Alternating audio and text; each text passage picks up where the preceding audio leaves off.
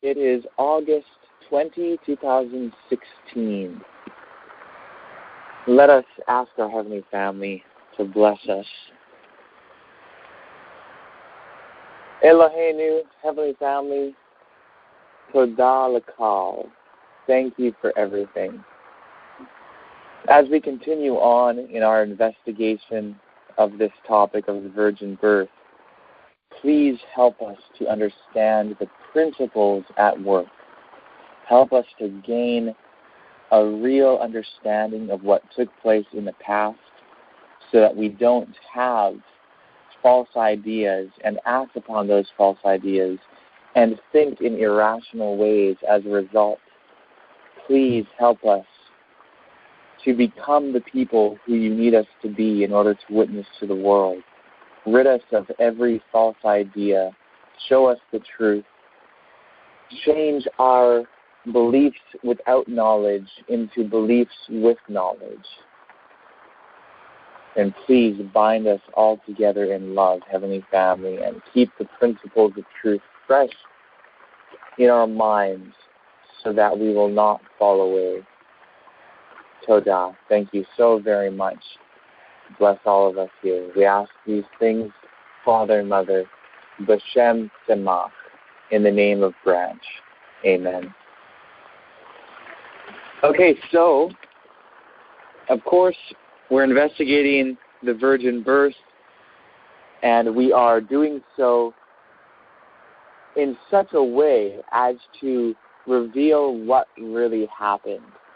Of course, probably all of us here on the call, or at least most of us, have grown up believing in the virgin birth, or at least have believed in the virgin birth for many years because of accepting the Protestant canon and the books within the Protestant canon.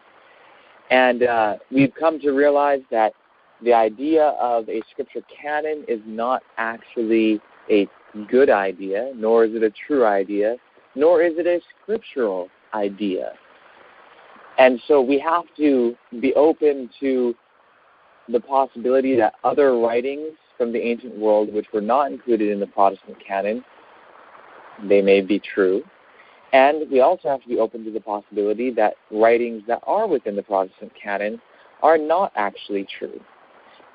So we have to be open and investigate things without our biases, but just really taking reality on its own merits. So that's kind of one of the reasons why we're investigating this. And of course, because of the truth that reality is material in nature, we have come to understand the need for material evidence, whether direct or indirect, but still material evidence, in order to have a justified belief. So this is how we're approaching this subject. We're approaching it without fear, because we know that whatever the truth is, it will be good for us to know it. And right now, we don't know the truth. No one here knows the truth unless they can demonstrate it. To know is not just to believe. To know is to be aware of a fact and the evidence which demonstrates that thing to be a fact, or to know a truth and the evidence for the truth. And of course, evidence that we're talking about isn't just a claim. It's not just that a certain book says so. That's not actually evidence. That's just a claim. The evidence that we're looking for must be experimental evidence. It must be evidence which is demonstrated by means of a variety of careful experiments. This is the standard to which we are called as human beings, as people. You know, this is just simply the standard, regardless of religion. But even from a religious standpoint, this is the standard to which we are called through the writings of Ellen White. She talks about the need for experimental knowledge in many statements, but one of my favorites is from Christian Temperance and Bible Hygiene, page 109. And also you can find a number of these statements by reading The Silver Trumpet, Volume 1, Number 9. I quote several of them. And, there's a huge need for us to do the test. We have to test the Word of God to see if it is true. And if it is true and we have tested, then we will know it and we'll be able to proclaim it to others and to actually show them the evidence. If we never test it, then we won't know. We'll only believe or not believe, and we won't be able to help anyone. We'll just be able to tell what our belief is, and that's it. And we've been doing that for too long, and it hasn't really had any good effect. So we have to take a different approach, and part of this approach means that we have to question things which we previously would think would be wrong even or heretical to question. This reminds me of a statement that Teresa found a while ago, a statement by Ellen White where she says that God does not require us to believe anything without good reason. So if that's the case, then we must be invited by our Heavenly Family to test these things. They're not there saying, hey, look, Jesus was born of a virgin. I say so, you better believe it. Don't seek for evidence. Don't question it. Just believe it. No. That's not how our Heavenly Family operates.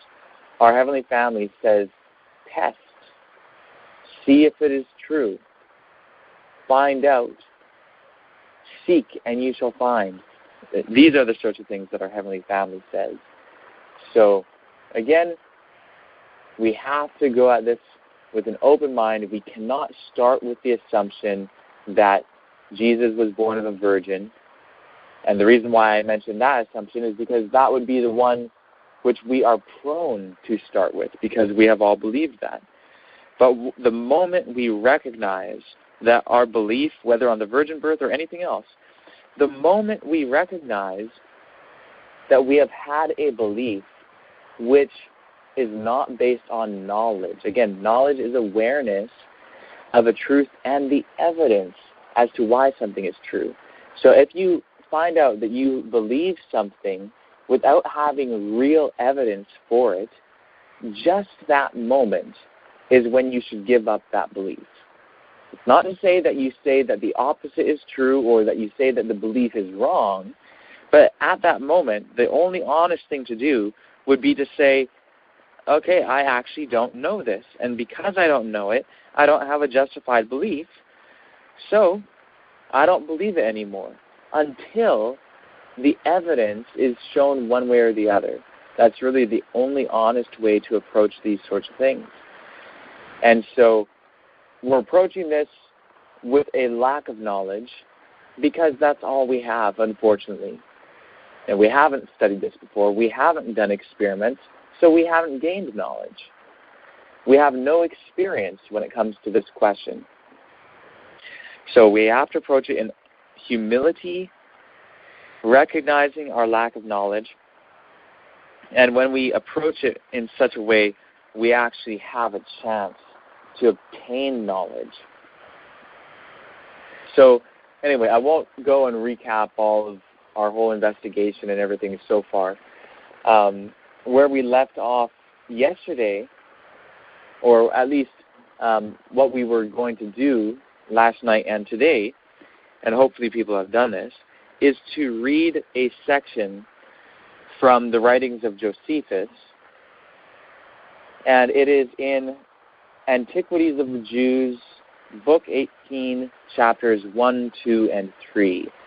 And the reason why we were reading that is because there is reference within those chapters to certain events which may help to give some sort of time frame for,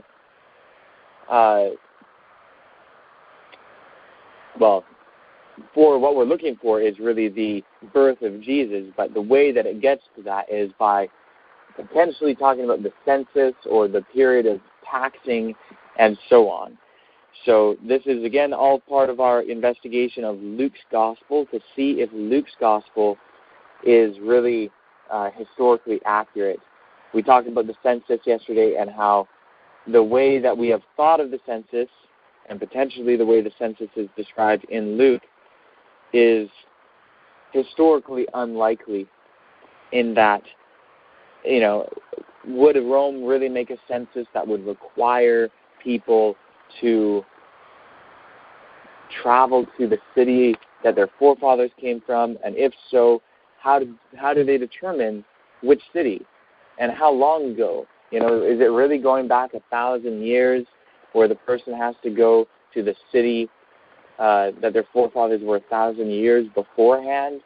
Well, very, very few people would even have any clue where their forefathers were 1,000 years beforehand.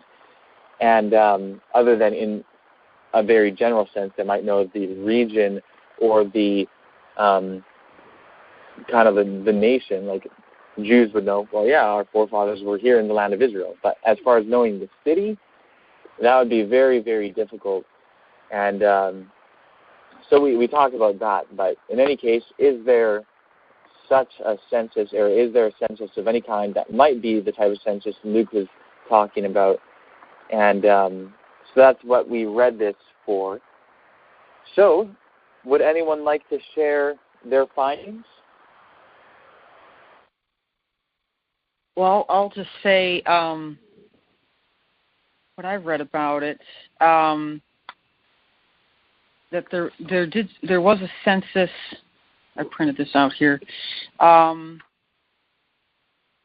Cyrenius, this is in chapter 2, when Cyrenius had now disposed of Archelaus's money, and when the taxings were come to a conclusion, which they were made in the 37th year of Caesar's victory over Antony at Actium, he deprived Josar of the high priesthood, which dignity had been conferred on him by the multitude, and he appointed Aeneas, the son of Seth, to be the high priest.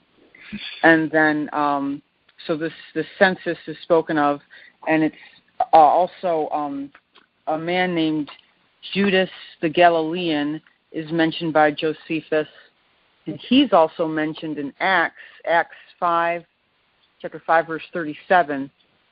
It says, "Now after him Judas the Galilean arose in the days of the census, and incited the people to follow him in revolt. He too was killed, and all who followed him were scattered." But it seems like, there was in 6 or 7 A.D. Some type of census under a man named Cyrenius, and because he's kind of interesting. I mean, other things were interesting, not really related to the census in Josephus, just more about these Jewish sects, and one was headed up by Judas the Galilean. And so it does seem like there was some type of census. I don't know if it's the same census necessarily that Luke is referring to, because like you had said, that really puts the dates all off. It would change the age of Jesus when he was crucified and whatnot. But that's what I found in reference to the census. Okay, interesting. Yeah. I was coming across similar things. There's some questions that I have about how kind of Josephus, his reference here, and how that kind of fits in with other things.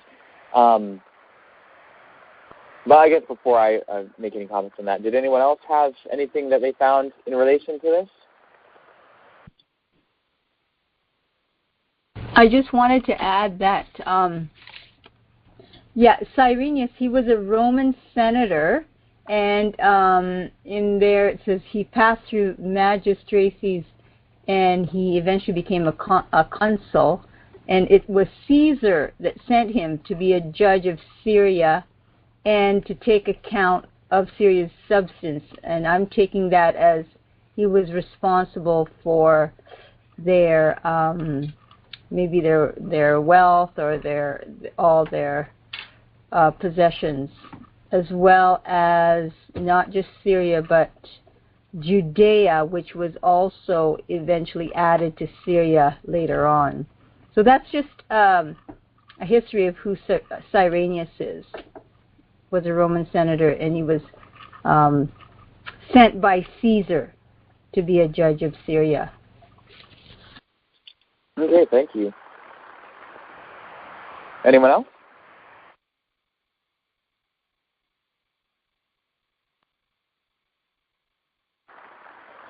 Okay, well, one of the things that I wonder about in this statement of Josephus, the one that Mary just read, does it sound like Caesar and Antony are allies or enemies in this statement?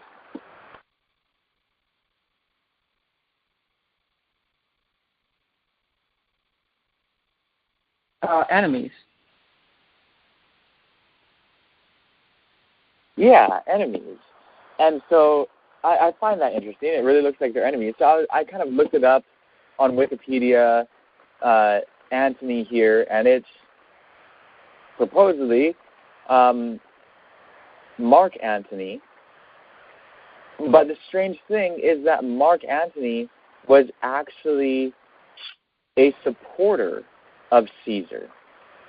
Like, they weren't actually enemies. He was a supporter of Caesar. And I looked up this battle in Actium, and it's called the Battle of Actium, and it was fought on September 2, 31 BC, and that's where, of course, if you go 37 years from that point, you get to the year 6 and going into 7 of the Common Era.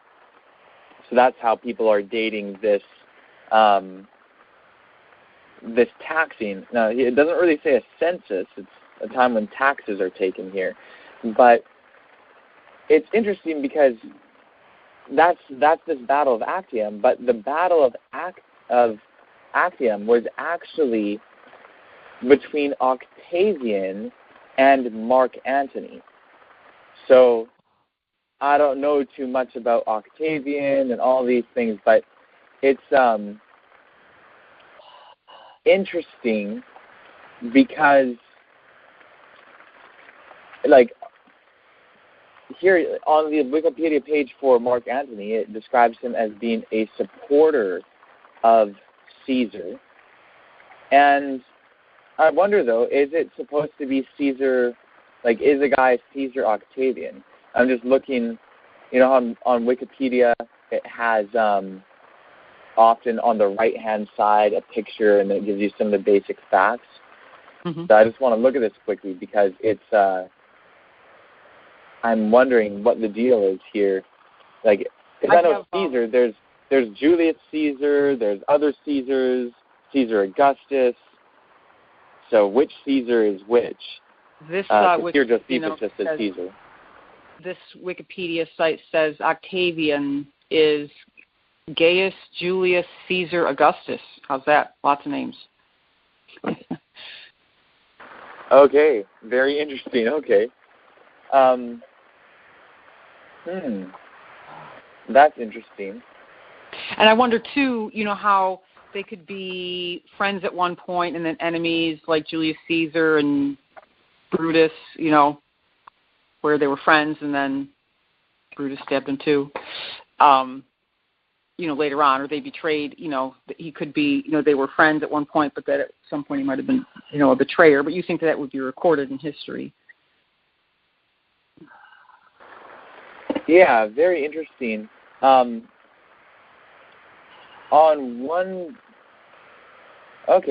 here on this Wikipedia page for the Battle of Actium, it has commanders and leaders, and on one side it has Marcus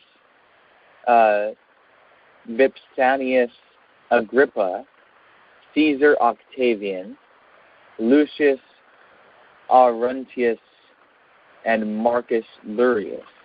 And then on the other side, it has Marcus Antonius, which I think is Antony here, Mark Antony, and then Gaius Sosius and Cleopatra the Seventh. So I'm wondering if,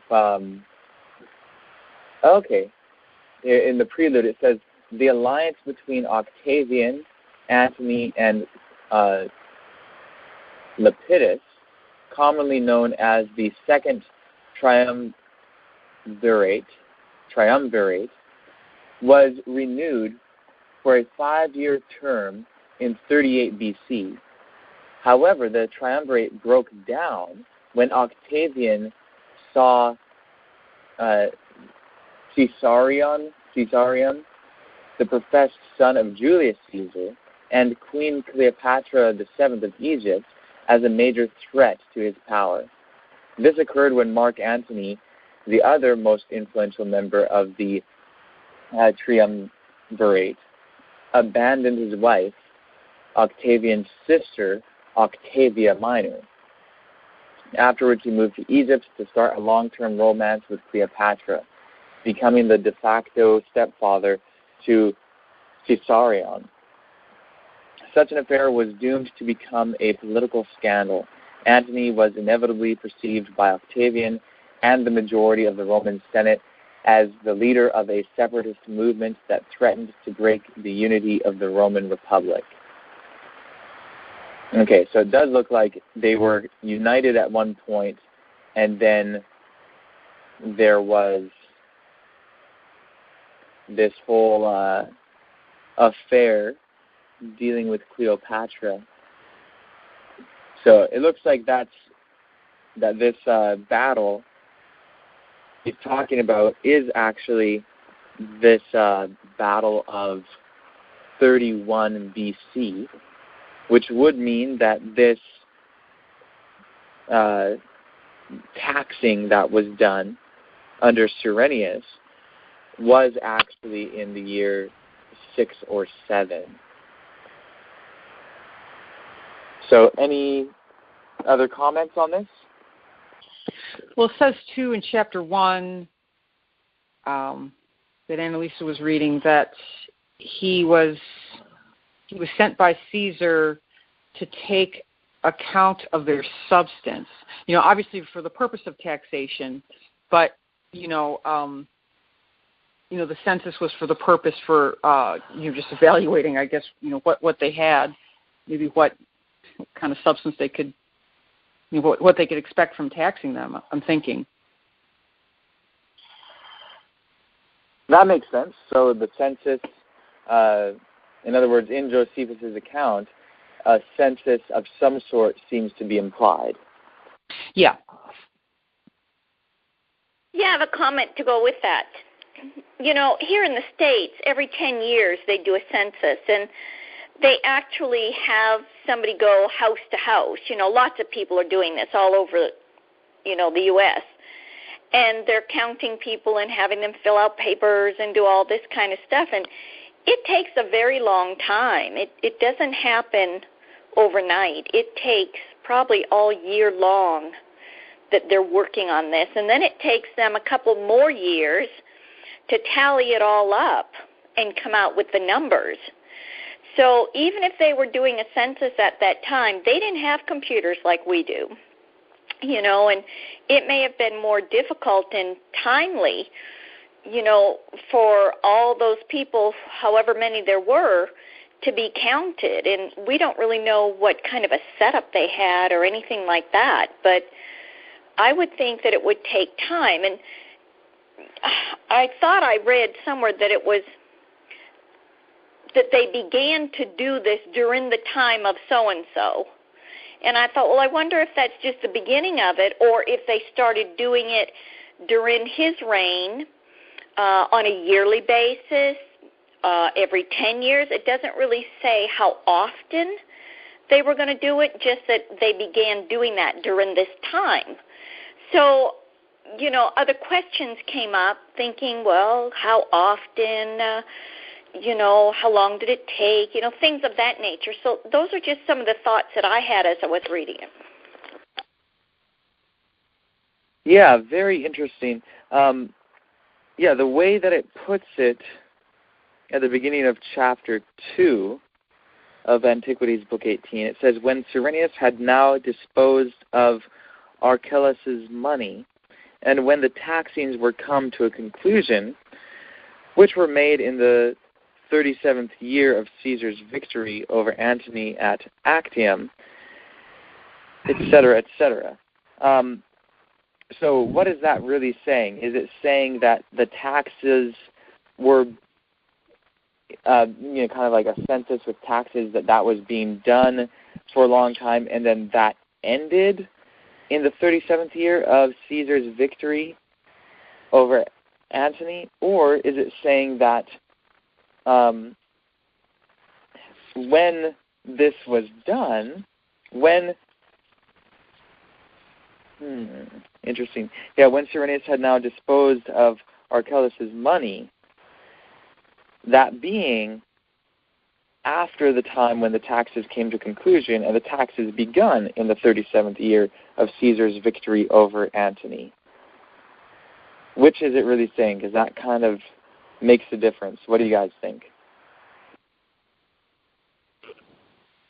This writing style is so, I have to really read it and reread it to try and figure out what Josephus is trying to say. I will say while we're thinking of that, again, like I'll mention from the beginning, it is in Acts 5:37 mentioned again that Josephus speaks quite frequently of Judas the Galilean, who arose in the days of the census, which is another place in Acts where Luke is referring to this same census, obviously. But that's not answering your question you just asked. But I'm stalling for time so I can think more. No, that's fine. And I think that is a very interesting part of this. But I hear you. Within Luke's, or the author of Luke, within that individual's mind, in saying in the days of the census, well, it makes sense that it would be referring to the census spoken of within this whole story in Luke chapter 1 and 2. And if that's the case, then then this Judas the Galilean, that would also be another kind of a pointer in terms of the time frame of this. I'm just looking back at the beginning of chapter 1 in book 18 here of the Antiquities of the Jews. And this is where it talks about how, taking account of their substance and all of that. So that's kind of like a census sort of thing. And I'll just read this first part again. Now Cyrenius, a Roman senator, and one who had gone through other I was going to say magistrates, but it says magistracies, if I'm pronouncing that correct, and had passed through them till he had been consul, and one who, on other accounts, was of great dignity, came at this time into Syria with a few others, being sent by Caesar to be a judge of that nation, and to take an account of their substance. Coponius, also a man of the equestrian order, was sent together with him to have the supreme power over the Jews. Moreover, Cyrenius came himself into Judea, which was now added to the province of Syria, to take an account of their substance and to dispose of Archelaus' money. But the Jews, although at the beginning they took the report of a taxation heinously, yet did they leave off any farther opposition to it, by the persuasion of Joazar, who was the son of Boethius and high priest. So they, being over-persuaded by Joazar's words, gave an account of their estates without any dispute about it.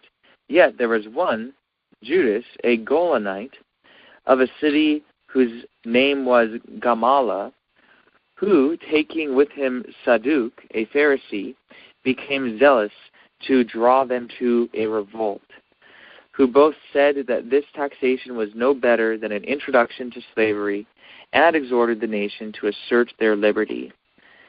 And then continues on.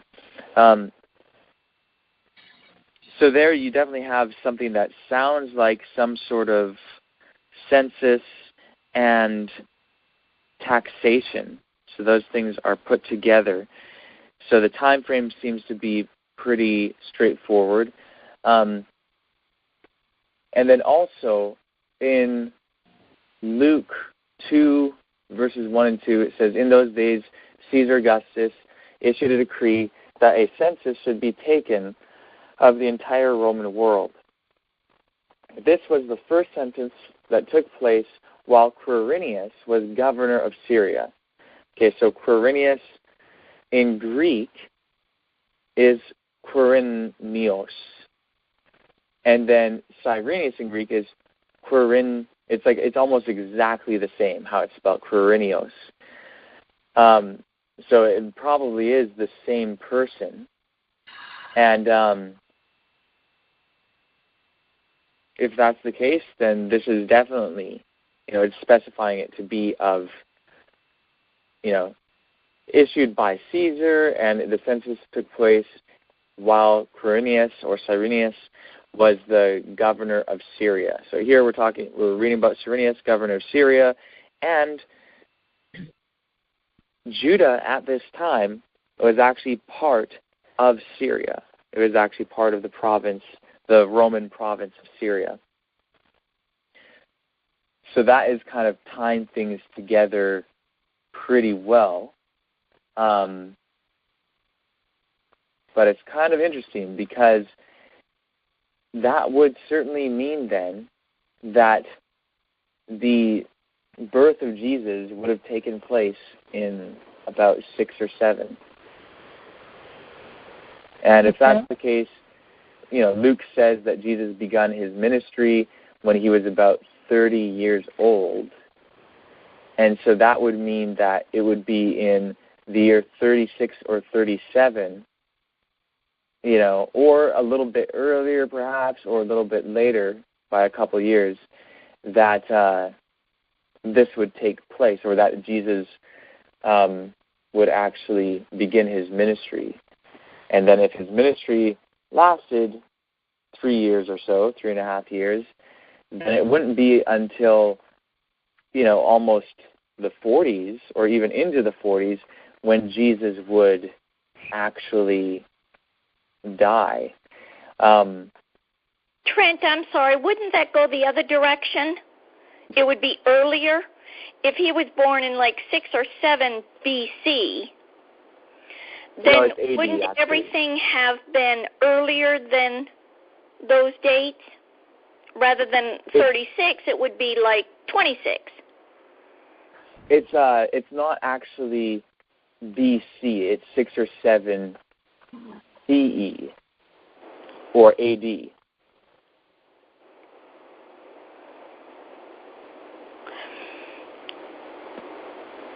So I don't know if you heard what I said, but it's That's what I missed. Okay, so it's actually instead of before the first year, it's after. Got it. That's where I was getting confused then. Thank you for pointing that out. Yeah, not a problem. But it does create complications with this whole thing because, even within Luke's account, it's kind of confusing.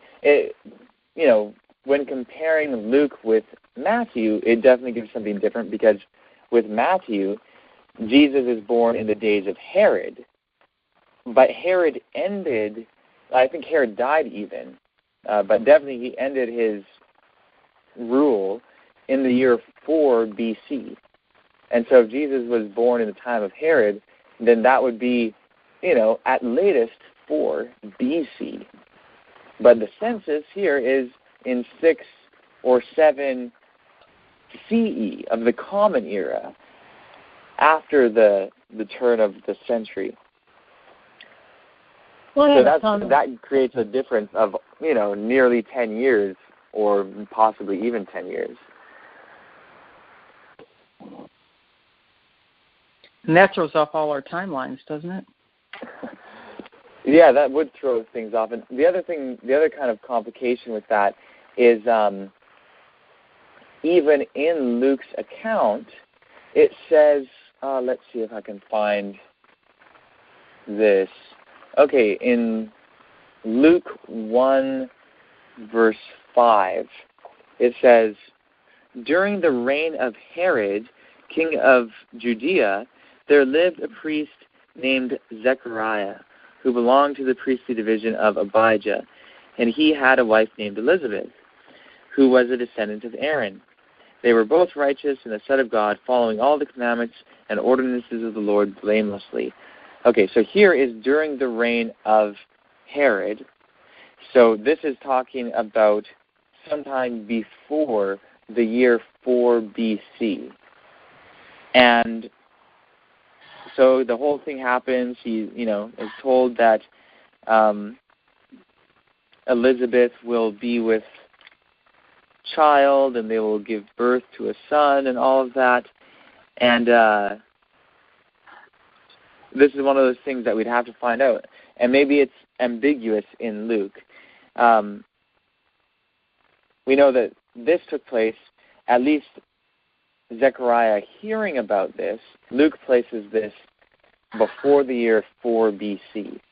So either Elizabeth became pregnant and John was born well before the census, or it's intending to give a longer period of time between Zechariah hearing about this. This is kind of like one of the possibilities that Mary mentioned last night. It would kind of require a longer period of time between this experience that Zechariah had in the temple and the birth of John. Because, of course, Luke's gospel places the birth of John and the birth of Jesus as being very close to each other. I don't know if this is, it might be a good time to bring it in, but wasn't it last night that we were wondering, well, how long did people live back there? What are they talking about? How many lives, how short their lives were. And I noticed in the second paragraph of the of that book, right about in the middle of it, it says, and it's talking about, let me get the guy's name here. After him came Annius Rufus, under whom died Caesar, the second emperor of the Romans, the duration of whose reign was 67 years. And then it said, but the duration of his life was 77 years. Well, that's much longer than I think most of us thought they were living. That was just one thing I wanted to bring out. And then towards the very last sentence there, which might tie in to help know when Jesus was born, I don't really know. But it says, so-and-so had tarried in Judea 11 years when Pontius Pilate came as his successor. So Pontius Pilate was still alive during Jesus' ministry, right? If that's the same Pontius Pilate, I think it is. I just thought, I just noticed those two things. The fellow's age when he died was 77 years. And so we were kind of wondering, well, was their average lifespan 35 years? We don't know if this was average lifespan or if he was considered very, very old, but it's just there, and I thought I would bring it up and see what you thought. Sure, certainly worth mentioning. One of the things, though, that, like when I mentioned this yesterday, I was mentioning how we'd have to look up to find if there is any information that would tell us the lifespan of Jews in Palestine in the first century. And I think that's, for those historians who do give a shorter lifespan, I think that's what they're talking about. I think they're talking about Jews in Palestine in the first century, whereas this is talking about someone very high up in the Roman government in Rome. So different location, different society, and all of that, different wealth, so that those things can make a big difference. That said, I don't know that it is 35 years or 40 years or whatever for the average lifespan, but that's something to consider when questioning how many generations went by between the events we're talking about and the writing of, say, the Gospel of Luke. So, yeah, that's kind of where that comes into account. And, yeah, I do think that this Pilate is the same Pilate that we read about in the New Testament. And, if I had to guess just simply guess, based on what I studied in school, you would think that the Romans would have a shorter lifespan because they indulged in so many luxuries of different types and different abuses and everything. I mean, they're feasting of days and days, and I forget the name for what they did, so that they could continue eating. but you would think that they would have had a less healthful lifestyle than the Jews. That's something that I thought of. Even though they were wealthier, maybe they died less of infections and stuff like that, because that's even true in our own country. Years and years ago, life expectancy wasn't very long, but a lot of people died of just simple things as infection. A guy's cutting wood and he cuts his leg and he dies of infection, because there's not enough doctors to take care of it. So it could be a number of different things, I suppose. But that's my thinking about the Jews. About the Romans. Yeah, and I don't know as far as Roman lifestyle. I know that there were certain things in Roman culture that were certainly just kind of what we would consider over-the-top indulgence and things like that. Although, of course, that wasn't true of everyone. And so, I don't know, I know that just in terms of, Romans were big on bathing and sanitation and things like that. So that, if there is a difference, and again, we don't know one way or the other. We're dealing with a lack of evidence right now. But if there is a difference, all of that would have to be taken into account.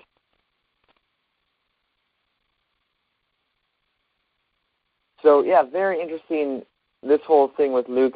As I was looking into this a little earlier, I did come across some information, though, that seems to imply that Jesus really did begin his ministry in the year 27, which is interesting because that's, of course, the way the Adventists have always understood it. And there's ways to figure that based off of, the whole thing with 46 years in building the temple and things like that mentioned in the Gospel of John. And, there are some other things that I came across, just combining information from the Gospels, from Josephus, and from Roman historians. There seems to be a number of things that kind of compile together to show that Jesus really did begin his ministry in the year 27. And if that's the case, then if Luke is basically portraying Jesus as being born in the year 6 or 7 and saying that he began his ministry, basically when he was 30 years old, or about 30 years old, it says, well, then that would be placing his ministry 10 years after when he was actually, when his ministry actually begun. So, of course, that would make a big difference, and that would mean that in terms of the timeline, Matthew's gospel would actually be more accurate. So I don't know, anyone else with any thoughts on this?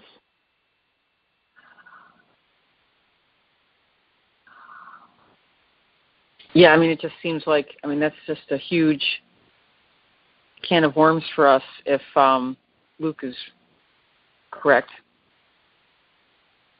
I mean, I know that we can't, just have a preference or a prejudice against Luke because of that, but it's hard not to.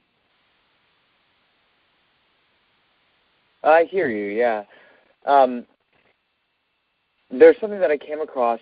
What I did a search on Google for the phrase Caesar's victory over Antony, just to see if I could find anything else on this quote from Josephus. And I came across a page on a website called historical-jesus.info. And there's an appendix that talks about this, the dating of Jesus' ministry and so on and so forth. Maybe I'll read some of it here to you guys because it talks about this whole thing with the year 27. And I think that makes a difference because if you can show that Jesus' ministry did begin in the year 27, then that may impact when he was born. And the reason why I say that is because we have at least 2 references to Jesus beginning his ministry when he was 30, or about 30 years old.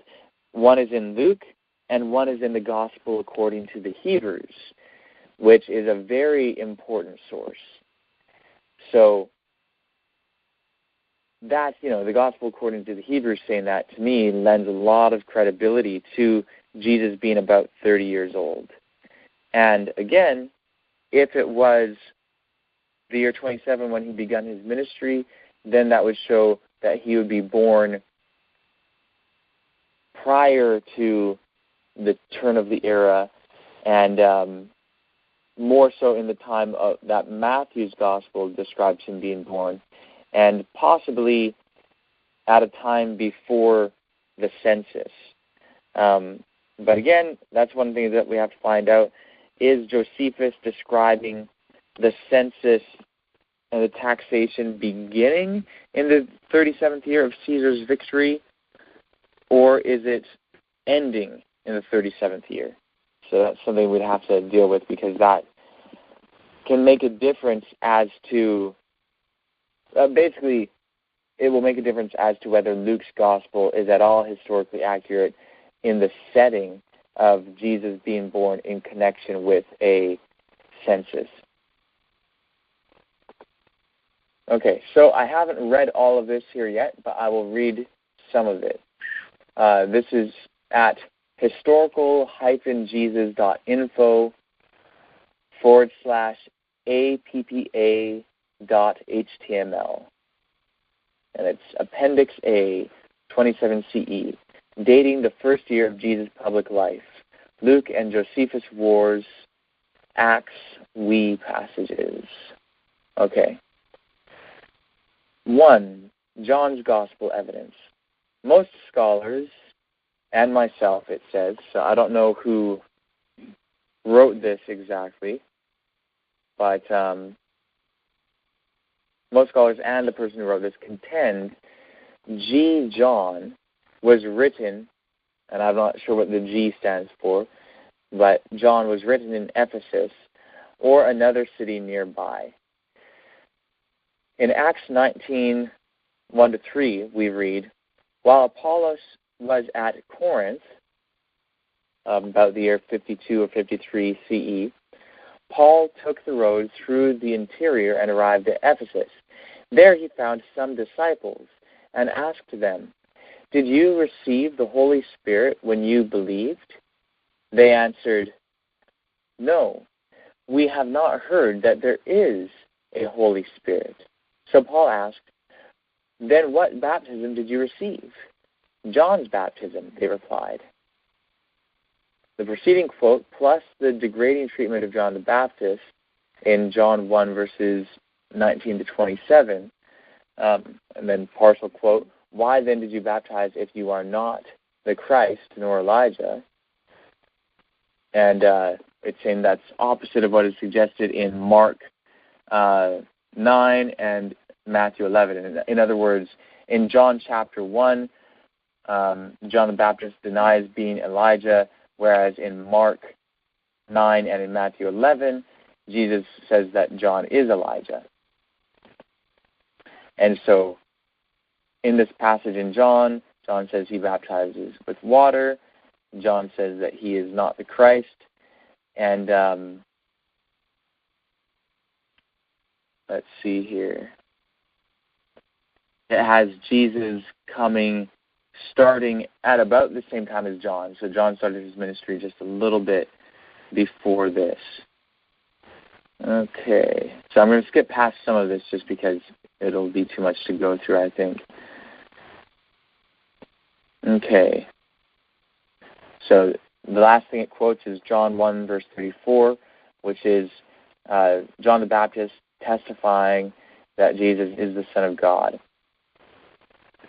And all this together proves that there was a group of later followers of John the Baptist in Ephesus and that were seen as competitive, or that they were seen as competition. Let's see here. Okay, John chapter 2, verse 20.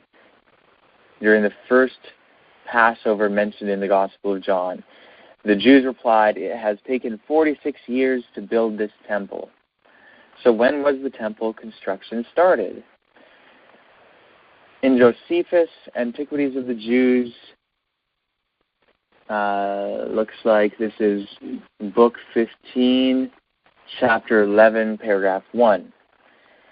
We read, "And now Herod the Great, in the 18th year of his reign, and after the acts already mentioned, undertook a very great work, that is, to build himself the temple of God and make it larger in compass, and to raise it to a more magnificent altitude." So note, the 15th year in Josephus' wars appears to be an error that Josephus corrected in Antiquities. With later date, John would have appeared 2 or 3 years before Pontius Pilate's rule over Judea, which would conflict with Luke 3, 1-3, which says, when Pontius Pilate was governor of Judea, John went preaching, so on and so forth, which is Pilate started in the fall of 26. So when did Herod start to reign? In Antiquities, book 17, chapter 8, paragraph 1, we read, "Herod, having reigned, since he had procured Antigonus to be slain 34 years. So since Herod died in March, April of 4 BCE, therefore his reign began in 38 BCE, 34 years earlier. So that means that the reconstruction of the temple started in 21 BCE, or in 20 BCE. So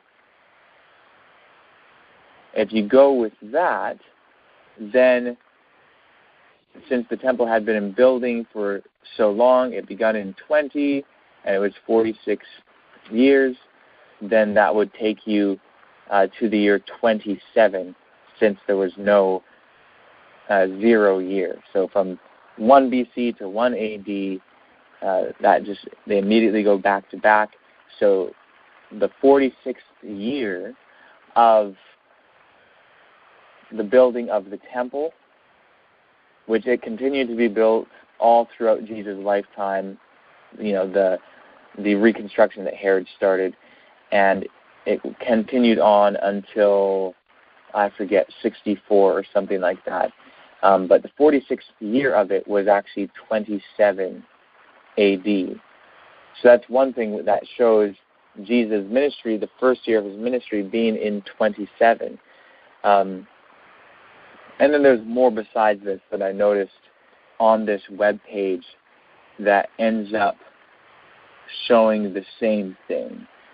Just other historical things that show it was the year 27. And so I think that that's pretty important. And of course, if he was 30 years old, then that would show that when he was born would have to be, the year 6 or 5 or 4 BCE. So any other thoughts or comments on that? Well, I'm thinking of all the books that Sister White had at her disposal that she studied from in her days. She had quite an extensive library. And I would imagine that God would have led her to the truth of when Christ was born and when he died. It's difficult for me to think that it may not be what we thought, and everything we believed is maybe different. Now, I'm okay. I mean, if it is, it is, and we accept that. I'm just thinking that this was a prophecy that God gave to us as a people, and it's kind of like the foundation of Adventism. So if that were to change, I just can't imagine what a difficult issue that would be among the movement is all. Sure, and I assume the prophecy you're talking about is the prophecy of Daniel 9 with the 70 weeks, correct? Yes, that's correct, which is part of the 2,300 days. And I understand the overall 2,300 days would not change, but that time of when Christ was here and everything, I'm just trying to think, how would that affect everything else we believe in that point? Sure. Now, and this, by the way, is one of the things which, looking at what I found here today concerning Jesus' ministry beginning in 27, like even independent of when he was born and all of that, there seems to be a lot that shows that he did begin his ministry in the year 27. There are other things that deal with Tiberius and other things like that, and beginning his ministry in 27 and then dying a few years after that, that is absolutely in accordance with the 70 weeks prophecy. So if the 27 year is correct, 27 AD, then that totally confirms what we have learned in Adventism. And, when I was going through this earlier today, actually, it wasn't even really on my mind about that one way or the other, but I think that the evidence does suggest, and if you want, I can read some more of this here that goes through it in relation to Tiberius. But I think it's quite well shown from this information that it was the year 27 when he began his ministry. Now, I will say, though, with Ellen White's writings on topics like this, her writings contain the same discrepancies that you find in the Gospels. And that's the case both in relation to the birth of Jesus, to the life of Jesus, to the death of Jesus, to all of it. And the reason why is because her primary source was the Gospels. And so the accounts that she gives are basically combined accounts. So, for instance, and when you have combined accounts, often you end up having some sort of disagreement with one of them. So, for example, if you read Desire of Ages, Ellen White's statements dealing with the people, the two men crucified next to Jesus, she has one of them basically mocking Jesus, and the other one actually repenting and asking Jesus to bring him into his kingdom and all of that sort of thing. That's really interesting, because that agrees with Luke and with Matthew, but it disagrees with Mark, because in Mark, both of them actually mock him. So let's see here. Let's see if I can find the exact reference. Okay. I'm actually going to go on mute so you guys don't have a whole bunch of rain noise while I look for this. Okay, I'm not finding it at the moment, and I don't want to take too much time trying to find it here since it's a side issue with what we're discussing. But the basic idea is that in Mark's Gospel, both of the criminals, and we often say thieves, but the Greek word is just criminals, and historically crucifixion was a crime reserved for those who were committing crimes against Rome. In Mark's Gospel, both of them mock Jesus. You don't have, the thief on the cross sort of thing with one of them, seeking Jesus as a savior. So Ellen White, in her writings, you have sometimes where she favors one gospel over another because it's either the more well-known story or it's the more detailed story, so she goes with that one. And then sometimes there will be discrepancies which appear in the Gospels, and then they will also just appear there in her writings, and she'll deal with one thing and be basing it off of one Gospel, and then just go to the other thing, dealing with another Gospel, and she herself probably did not recognize that sometimes there's a conflict there. And maybe sometimes she did and tried to reconcile them, but it's, or at least went with the common reconciling technique of her day, because people have been trying to reconcile these things for the past 2,000 years.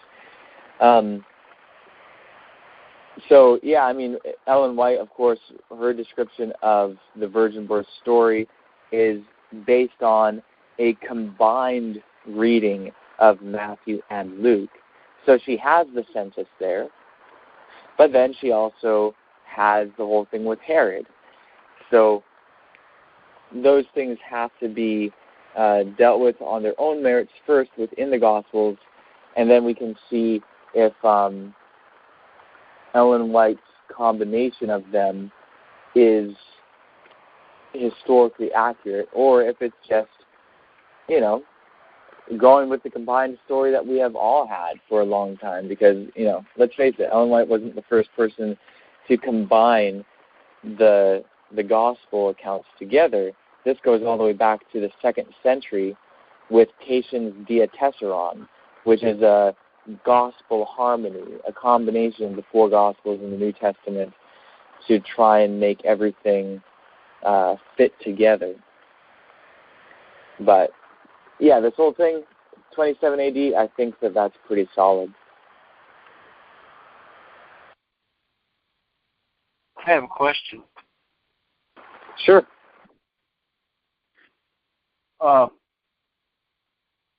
What does all this time setting have to do with the virgin birth? I didn't catch yet exactly what we was looking for in these writings. Could you recap that just a little bit?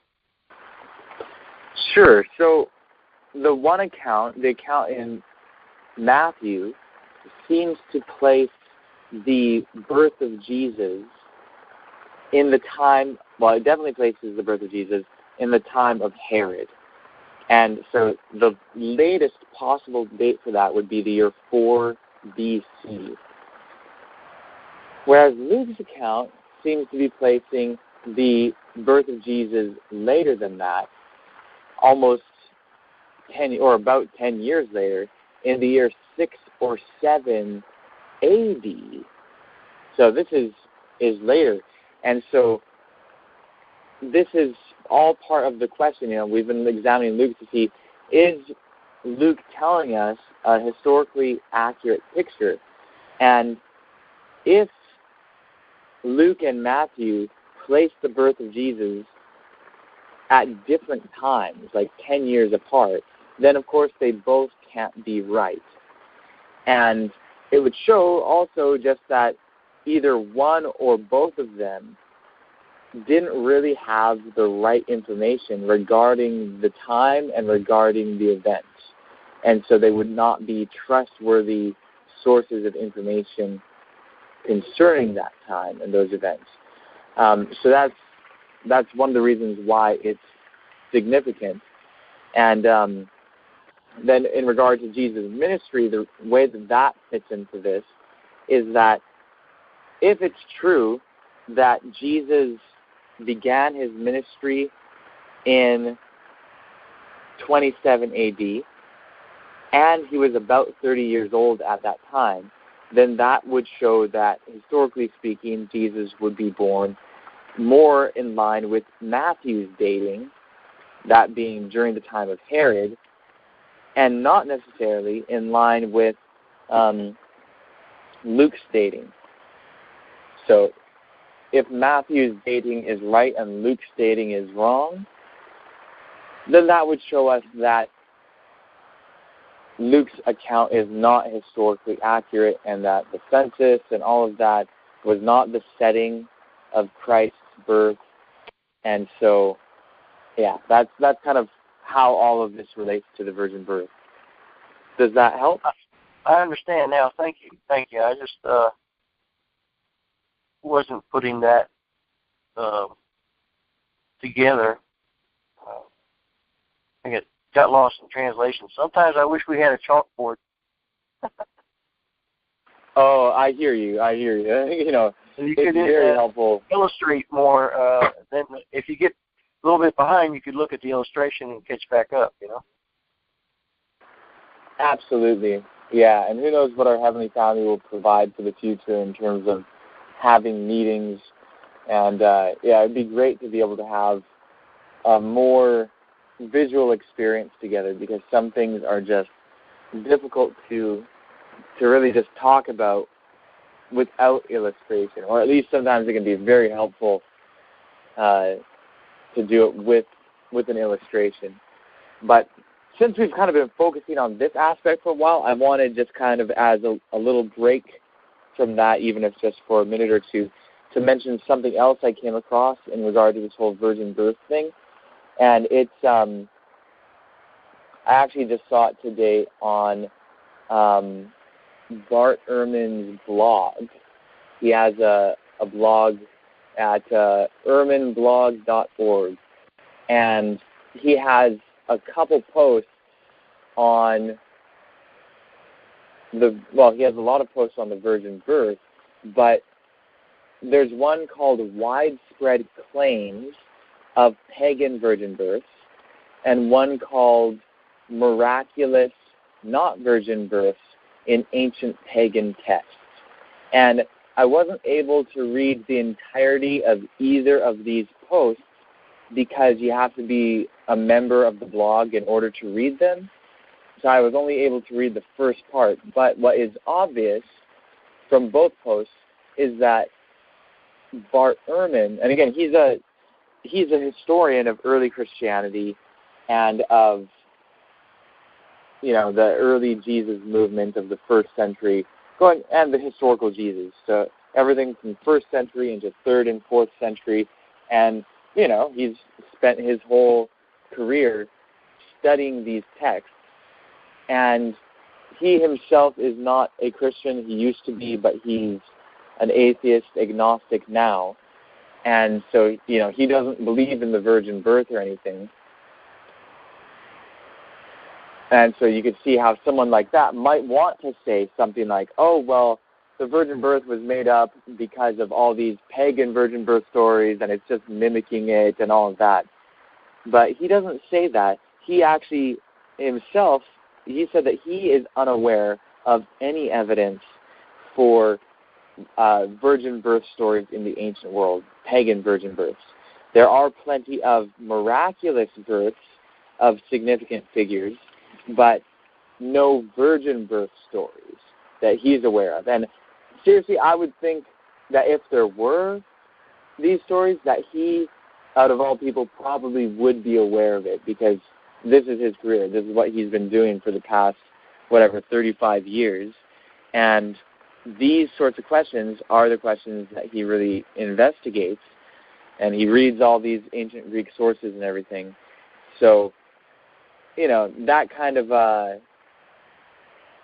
again, since no one so far has been able to produce any ancient texts that talk about the virgin births or the proposed virgin births of other people from the ancient world, and then seeing how, here we have one of the most prominent historians that would deal with such subjects, and he's unaware of any evidence for that, and basically, says that there's no evidence for pagan virgin birth stories, then right now the evidence leans heavily in the direction of there not really being other virgin birth stories in the ancient world. So I thought I would mention that since that's something that we have discussed a number of times. So have we exhausted everything we can investigate? Oh, I think that we are far from exhausting it. But we may, right now in regard to this quote from Josephus, I think where we are at is, I don't think we'll be able to do it together, but if people could look into it, maybe you can look up other translations or, who knows what it might be. But if we could find out in chapter 2 of Book 18 of Antiquities of the Jews, when he talks about the 37th year of Caesar's victory over Antony at Actium, is he talking about that 37th year as being the start of the taxes, or is he talking about the 37th year as being the end of the taxes? We know that he's saying,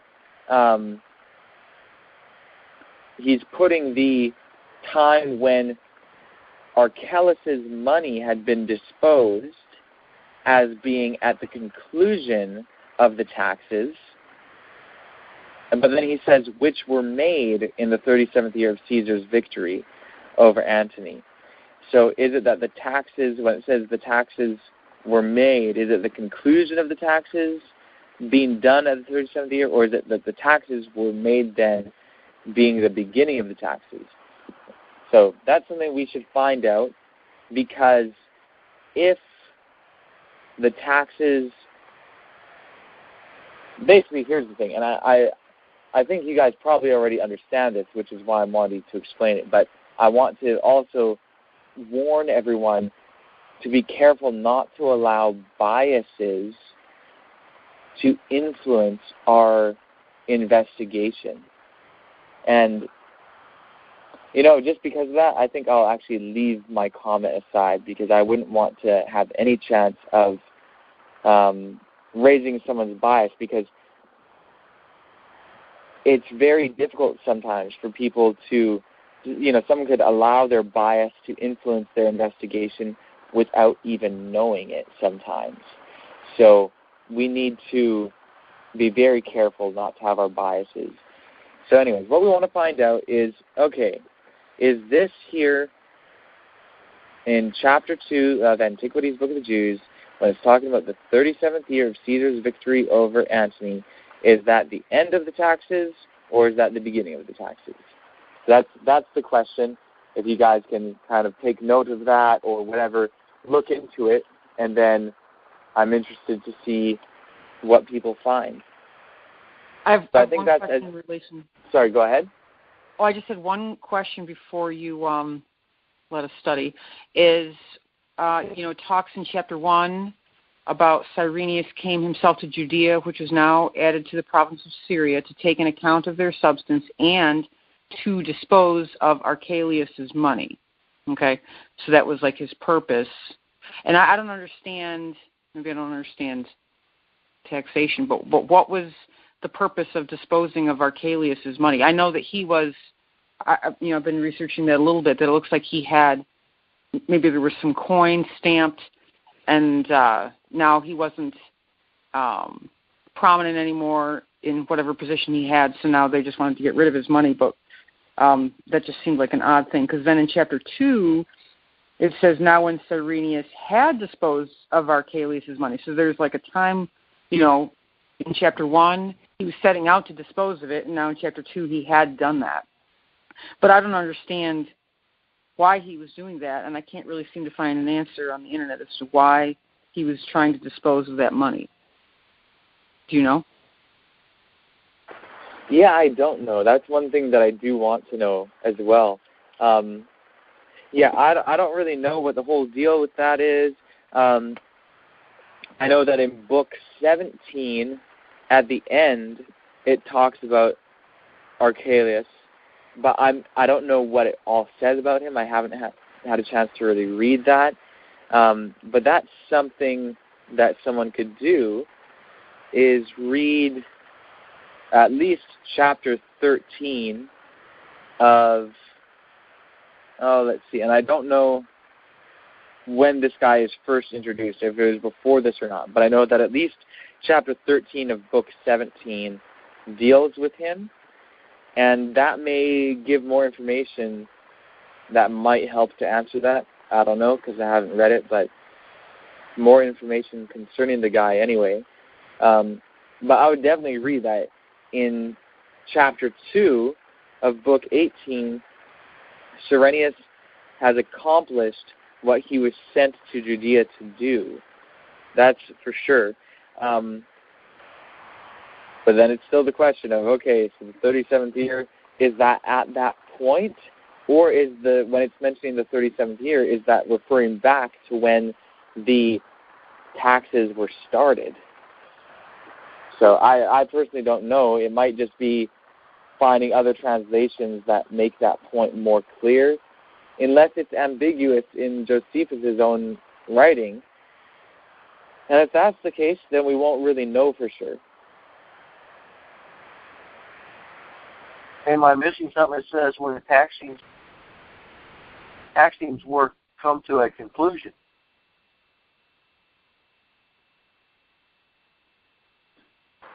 Right. So it's saying that when the taxings were come to conclusion, that is at the same time as when Cyrenius had disposed of Archelaus' money. But the question is, so I'll read this again. When Cyrenius had now disposed of Archelaus' money, and when the taxings were come to a conclusion, which were made in the 37th year of Caesar's victory. Okay, so wait. Is it that the coming to a conclusion of the taxes was made? Is that what was made? Or is it that the taxes were made in that year? Or is it both? Were the taxes all done in 1 year? That's the other thing. Is it that the taxes were done over a long period of time? And which, when it says which were made in the 37th year, what was made in the 37th year? Was that the conclusion of the taxes or the beginning of the taxes, or is it that they were all done in 1 year? And, how is that, what is the truth of that scenario? Was it that there was, taking account of the substance, did that last for many years, and then the taxes were just done in one? Or did they kind of do the taxes as they went in taking an account of people's substance, and then it lasted a longer period of time? Or were they somehow able to do the whole thing within the 1 year? Which, in my mind, is at least possible because, again, we're dealing with a small group of people, at least in Judea. Like, maybe the taxes, in terms of the whole Roman Empire, were done, during a longer period of time. But we're dealing with a smaller amount of people than, of course, what we're dealing with today. So, go ahead, Gary. I kind of understand now. Did it take 37 years to complete this, or was it all done in that 1 year? Yeah, or was it taking a few years of an unspecified amount of time and then just concluded in the 37th year. That's something that I don't know for sure. And, there might be other historical information that deals with that. And that would prove, and then again, how does that relationship give us what piece of evidence will that give us? Right, that's the part that I'm not wanting to explain too thoroughly yet, just because that might end up making more of an opportunity for anyone's bias to influence their investigation. So I think that it's actually most helpful for us not even to try and think of the implications yet, but to just try and find out, okay, was the 37th year when the taxes were completed, or is that when they started, or was it all just in 1 year, and that was the 37th year? Yeah, I think it'll be good to take that on its own right first without trying to think of the implications, and then after we come to a conclusion on that, then we can deal with the implications.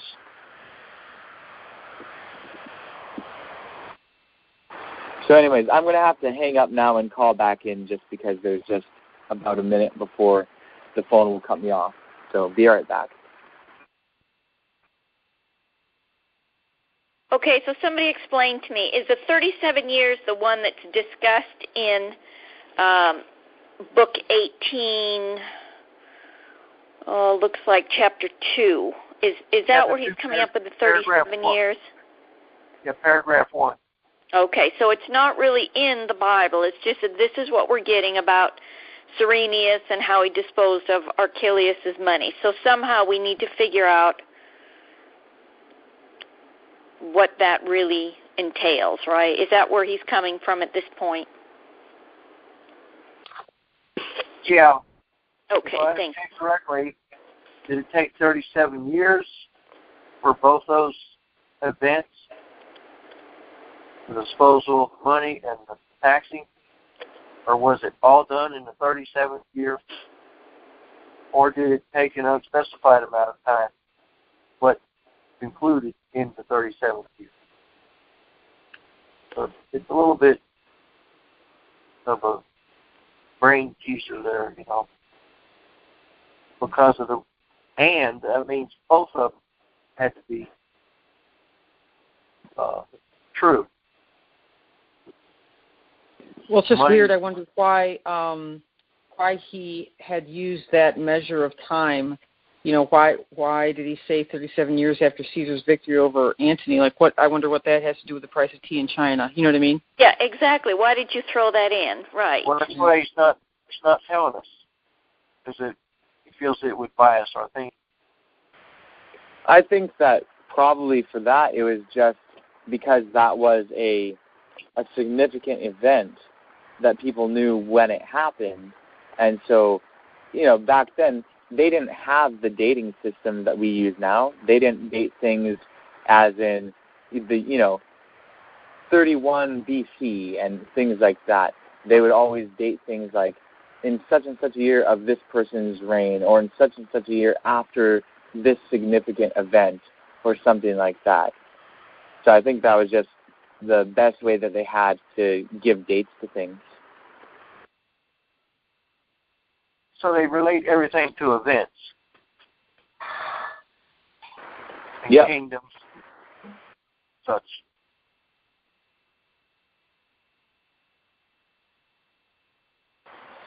So again, on this whole thing with this section in Josephus, that does definitely have potential, seeing that it does have strong connection to Luke. It does have potential to help us to understand whether Luke's account is historically accurate or not.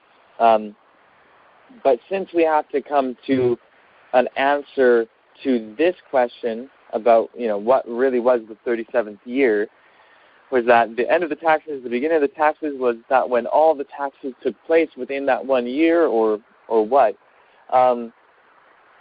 since we'd have to come to a conclusion on that before really seeing how it impacts the subject, I think that we should, at least for the rest of our time together on tonight's call, that we can depart from that and maybe focus on Luke a little bit again, if you guys want to. Although I know that we have been on for an hour and a half now, so if you guys are ready to just bring the call to an end, then that's fine as well. What do you guys think? Did you want to read a little bit more of Luke here and see if we can discern whether it is historically accurate, or did you guys want to end tonight's meeting? So I have a question to go with that real quick, if you don't mind. I know that you were discussing about this war of Antony at Actium, and did you come up with that was in the 7th year of Herod's reign? Because I'm trying to make a picture here. I don't remember where it was in connection with Herod's reign. I'd have to look that up again. What it says, though, is that it was in the year 31 BC. Let's see if, I don't know exactly where that connects with Herod. Well, I'm looking in the back of the index on this book, Josephus's writings, and it says in Antiquity 15.5.2 something about it in the 7th year of Herod's reign.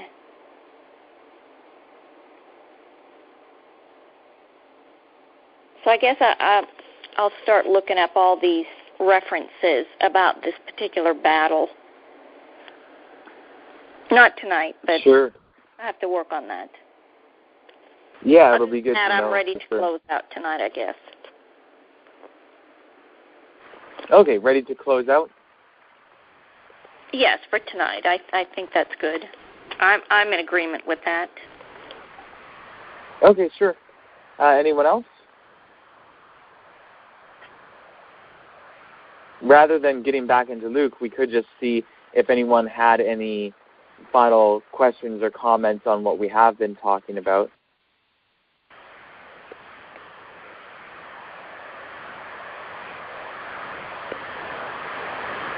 Though I'm not hearing anything. Well, my brain is fried trying to pronounce all these names and keep my comprehension. It's really a struggle. Yeah, reading, the translations that we're reading of Josephus' writings, these are old translations. Like, we're reading the same translations that Ellen White was reading. And, I think it would be very helpful to have a more modern translation of the writings of Josephus. What we're reading from is pretty standard, but it'd be great to have something more modern and with more comprehensible language, for sure. But either way, I'm glad that we have it. It's just the names. When I stumble over the name, I lose my train of thought. Sure, yeah. And some of it, too, is just not being used to the names yet. There are some pretty crazy names throughout the Bible, and just as we read it more and more, we become more and more used to the names, and then it's not so much of a point to stumble upon. And so I assume that it would be the same with Josephus. If we get into reading Josephus more often, which I think that we should, because, again, Josephus is just one of the most important resources for ancient Judaism. So we really should be reading Josephus. It's pretty important stuff. I know that Ellen White found it very important to read Josephus. And, it'll be good for us to do the same. So, what about Josephus? Is he a secular guy? a secular character? Well, Josephus, he was a Jew living in the 1st century. He was a contemporary of Paul, and he actually was an eyewitness to the destruction of the temple in 70 AD, and he wrote about it. He is, basically one of the most useful ancient historians when it comes to Judaism, and probably the most useful. So, basically his story, he was a Jewish man. I think he was born in the year 37 AD, and he grew up, and when he was young, he wanted to find whatever the true path is, and so he investigated a bunch of different types of Judaism. He investigated the teachings of the Essenes, the Pharisees, the Sadducees, and other groups too. There was some guy out in the wilderness who he joined for a year or so, and then he ended up becoming a general in the Jewish army, and actually he was a general in Galilee, and he ended up in the Jewish revolt. He surrendered and gave in to Rome, which is why, most Jews at the time and ever since view him as a traitor against the Jewish people. Although Ellen White speaks highly of Josephus, and she basically says that he was right and that the rest of the Jews should have surrendered, and that if they listened to his advice, then the temple wouldn't have been destroyed and all of that. But basically, he ended up surrendering to the Romans, and then he became a translator for the Romans to translate between them and the Jews during the revolt. And then after the temple was destroyed, he ended up, basically the person who was leading out, I think it was Vespasian, was one of the main guys leading out in the revolt on the Roman side. So it's not not as part of the revolt, but he was going against the revolt from the Roman side, and then he ended up becoming emperor. And so he and Josephus knew each other personally, and when Vespasian became emperor and the revolt was over, he actually adopted Josephus into the royal family. And so, the family, the family of Vespasian had the name Flavius, and so that's how Josephus became known as Flavius Josephus, because he was adopted into the family of Rome. And then he, moved to Rome and began writing all these historical writings. So that's kind of the story of Josephus.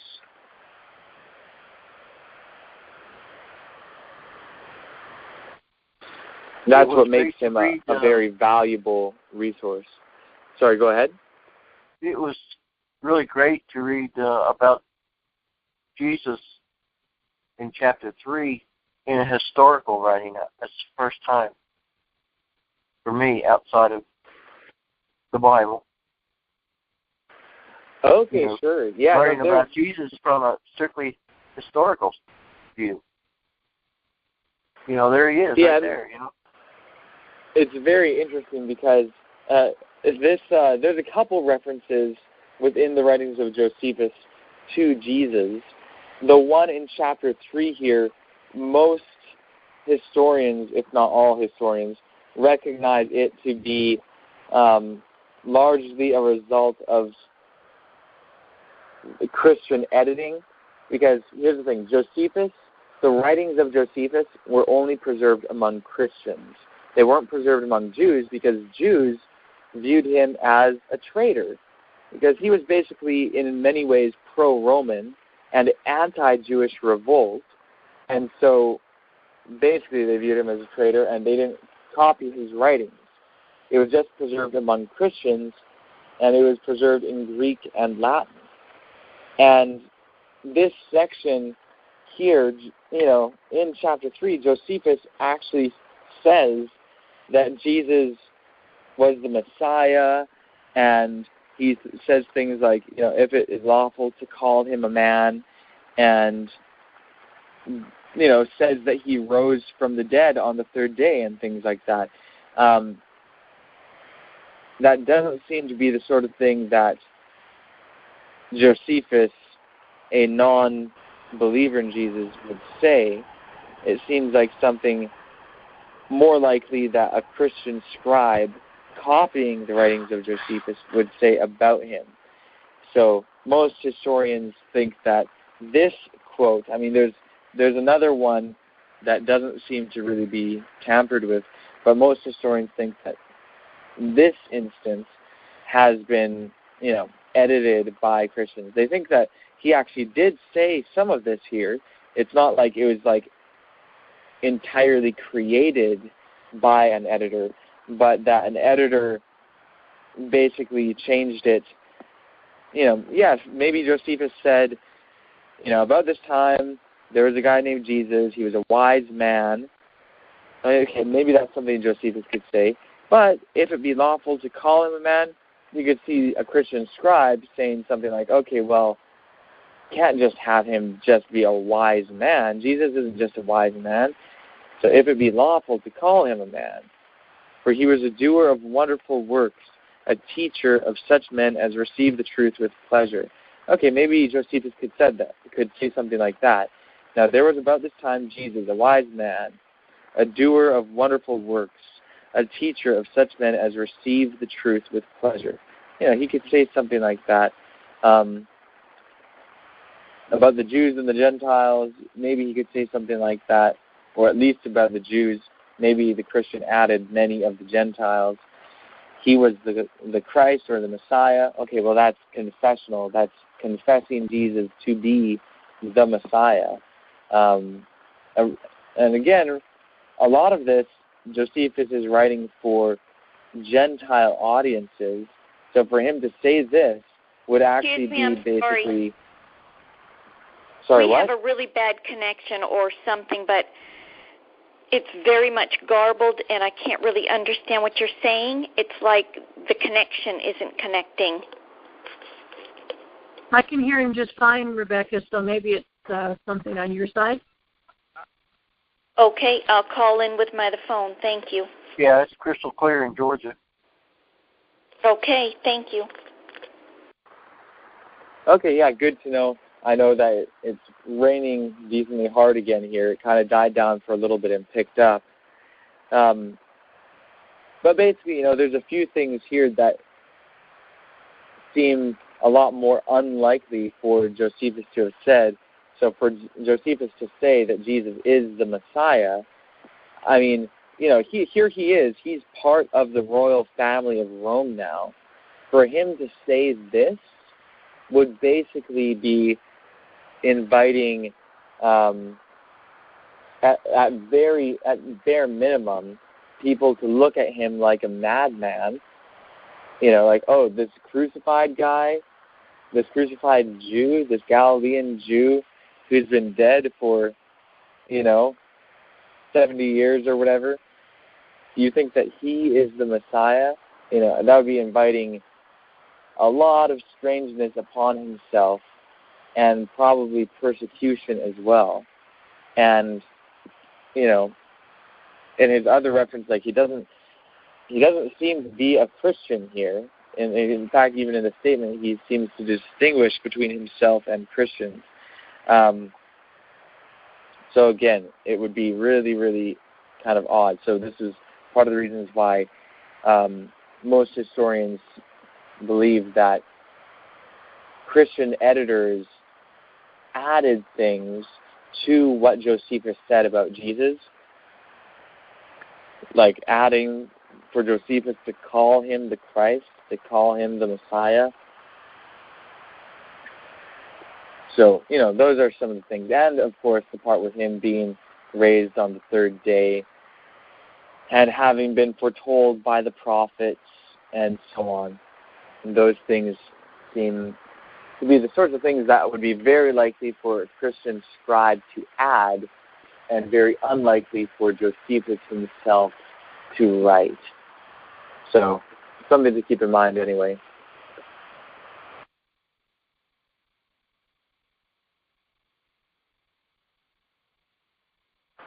So any last questions or comments before we bring the meeting to a close?